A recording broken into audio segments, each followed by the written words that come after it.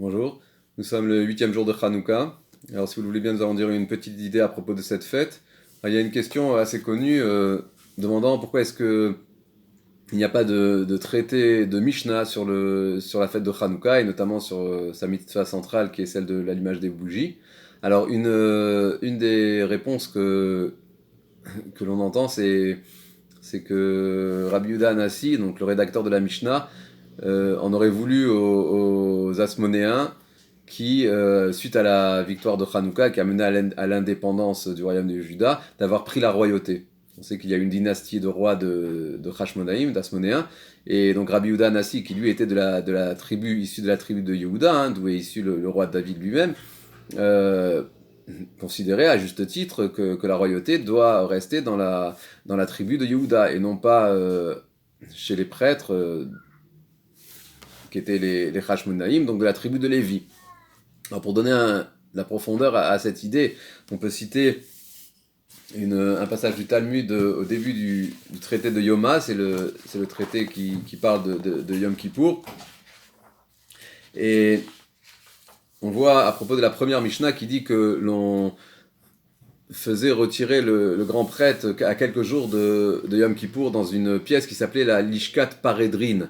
Alors demande la Gemara, est-ce que cette pièce s'appelait Paredrin? En fait, elle s'appelait Balveti, Balveti qui veut dire des princes, des ministres, c'était la pièce des princes. Alors pourquoi est-ce qu'on l'a appelée Paredrin? On dit parce que par la suite, les prêtres, donc à l'époque du Second Temple, ils payaient leur fonction de grand prêtre en payant les rois, donc justement de la dynastie des Hashmonaïm. Et il changeait donc de poste, le poste de grand prêtre changeait tous les 12 mois. Et ça, c'est que Paredrin à la loup. Comme c'est Paredrin, ce sont les fonctionnaires du roi qui changent tous les 12 mois. Alors, la question qu'on peut se poser, c'est pourquoi est-ce que la pièce, on appelle la pièce comme ça, alors qu'ici on parle de la fonction, c'est la fonction qui change tous les 12 mois. Alors Rachid nous explique qu'en fait la pièce en question, cette pièce-là, elle était reconstruite chaque année par un grand prêtre différent, puisque cette fonction elle durait 12 mois. Donc tous les 12 mois, chacun construisait cette pièce mieux que le prédécesseur pour qu'on appelle cette pièce à son nom. C'est-à-dire qu'il y avait une compétition entre les grands prêtres pour savoir qui allait construire la plus belle pièce. Et si on regarde toujours dans le traité Yoma, dans la Mishnah, cette fois au début du deuxième chapitre, on nous raconte on nous dit qu'au départ, la première tâche quotidienne dans le temple, c'était de prélever la cendre sur l'autel, Troumata Deshen, et là-dessus, il pouvait y avoir une compétition entre deux prêtres. Et quand il y avait cette compétition, alors ils couraient, et le premier qui arrivait dans les 4 dernières coudées avant le sommet de la pente qui menait à l'autel, il emportait, c'est lui qui accomplissait cette tâche.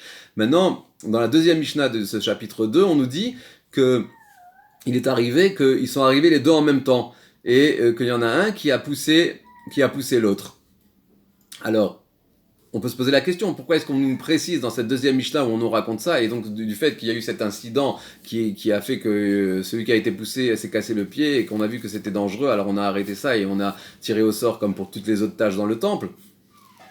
La question c'est pourquoi est-ce qu'on nous précise au début qu'ils étaient à égalité? Pourquoi on ne dit pas simplement qu'ils faisaient leur course et il y en a un qui a poussé l'autre?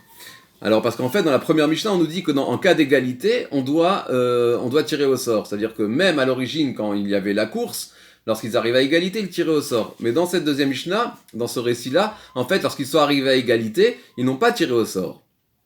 Donc ils n'ont pas suivi la règle. En fait, on peut dire que le problème, ce n'est pas la compétition elle-même, c'est de ne pas suivre la règle. Et quand est-ce qu'on ne suit pas la règle? C'est quand l'idée de gagner l'emporte sur la compétition elle-même, sur le but de la compétition. Ici, le but de la compétition, c'est quoi? C'est d'accomplir le service dans le Beth Amikdash.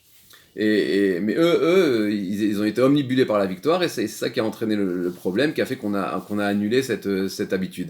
Maintenant, si on transpose cela à l'idée de Hanouka, et la question qu'on a posée au départ, pourquoi est-ce qu'il n'y a pas donc de traité de Hanouka? Alors, on peut dire qu'effectivement, c'était par rapport à ça, le fait que les Hashmonaïm, ils ont pris la royauté, mais quelle idée il y a là-dedans? C'est que la victoire qui a mené au rétablissement de l'indépendance, le but ultime, c'est quoi? C'est le rétablissement du service dans le Beth Amikdash. Mais à partir du moment où les Hashmonaïm, ils ont, on peut dire, entre guillemets, tiré la couverture à eux en prenant la royauté, Alors c'est ça qui a entraîné le problème. Et cela, c'est peut-être exprimé aussi par le fait de ne pas écrire un traité de Hanouka, parce que lorsqu'on écrit la chose, comme on dit, inscrire la chose dans le marbre, alors, on peut dire que c'est l'histoire l'histoire qui est aussi inscrite dans le marbre et qui est plus à la gloire des hommes, alors qu'en fait le miracle doit être à la gloire de Dieu. C'est ce qu'on dit, qu'à Hanouka on est modé et méhalel, on remercie et on loue.